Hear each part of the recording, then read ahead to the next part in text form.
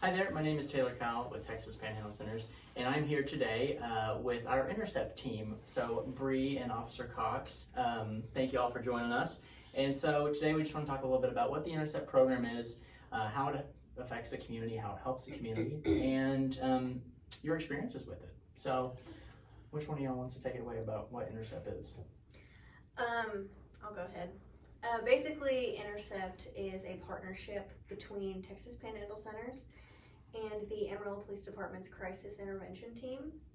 So there's two case managers, myself and another, her name's Larissa. I'm partnered up with Officer Cox, and we are usually here from noon to 10, Monday through Thursday, and then Larissa's here Tuesday through Friday, 7 to 5. And basically we respond to mental health related 911 calls. Okay, so what is a mental health related 911 call? That could include anything from a suicide threat, a suicide attempt, or some people who are in a mental health crisis experience delusions and hallucinations. They believe things to be happening that are not actually happening, so we respond to those as well. Mm-hmm. So when y'all go to respond to these mental health emergencies, it's a lot of kind of de-escalation, I imagine, kind of connecting these people to the right places, whether it's a mental health facility or other outpatient facilities, stuff like that.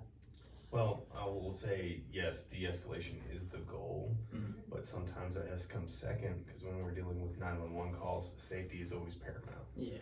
That is going to be the overriding of any CIT program, is safety, not only for the officer, for Bree, but also for the client.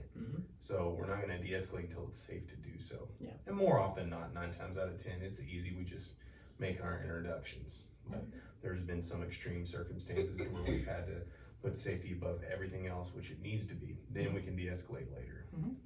So you touched on the CIT, and so for those who don't know what CIT is, Cox, would you care to explain? All right, just a little flash of history with crisis intervention. It started in 1987, the concept of crisis intervention, Memphis, Tennessee. That's where any CIT program started off, the Memphis model, because they had an incident in which if officers had used de-escalation, probably would have been a different outcome for that individual. So basically, the Memphis model is having dedicated officers such as myself with mental health training. And that was really good for the time. Amarillo Police Department since 2007 has had a crisis intervention team, dedicated officers with mental health training, the sole purpose of answering mental health calls, following up, and trying to make a difference. And as things have progressed and we've gotten more resources, we've moved to what's called the Houston model. Now, the Houston Police Department was kind of the first in Texas to have a qualified mental health professional ride with a CIT officer to expand services. So this is my always analogy, we've moved from Band-Aids for people to sutures. So we've always gotten better, and now that Bree's in the car with me, and we've been doing this a year, the program's been in effect for 2 years now, we are able to expedite services and get the people the help they need quicker than we ever have before, and also provide follow-up and other case management like we've never been able to do before. So we're in the sutures part of crisis intervention, so I'm kind of excited what comes next, but Yeah. so far so good. That's a cool history lesson, I think. So what kind of benefits have you seen within the community with our clients that we've interacted with and people that are involved in y'all's program? I would say that the number one thing for our program, our number one goal is to prevent recidivism within the jails and the hospitals. Yeah. So we make it our goal whenever we're following up with the individuals that we encounter to keep them out of the hospital and keep them out of jail. Yeah. And so we can do that by kind of expediting mental health services. We can do that in several ways. Our program is free. Our funding pays for all of their treatment. We put them in front of a TPC provider who does a mental health assessment with them, offers them a diagnosis, offers them medication. We can also do free counseling. So usually, that's CBT. They get a couple of sessions, and that's free while they're in the program with us. So a lot of, really high needs people Yes. that are benefiting from this program, because if not otherwise, it would be maybe just sitting in jail. or prison Mhm. or something like that. Well, I mean, going back to 2007, Mhm. I mean, that is more than likely, yes, the case. And as far as follow-ups, we just give referrals to TPC. Mhm. And this program, I think one of the most beneficial thing is we go to people where they're at. They don't have to come to us. Yeah. Our office is a police car. We try to schedule the best we can. Mhm. I mean, because emergencies do happen. And because we're dealing with 4 goals here.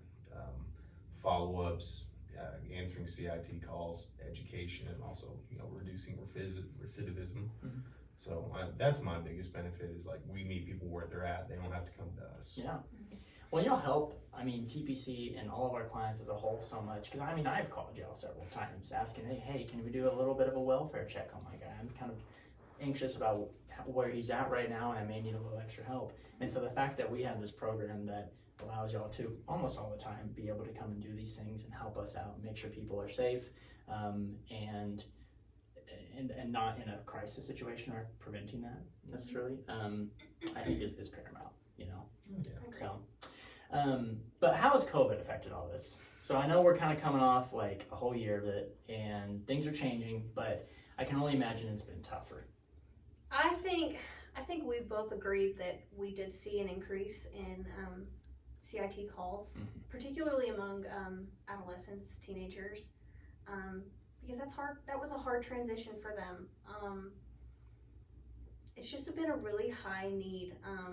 So we've had to work extra hard. We've been very busy trying to get people linked to the right resources in the community during this time. I can only imagine people have benefited from it. With the decreased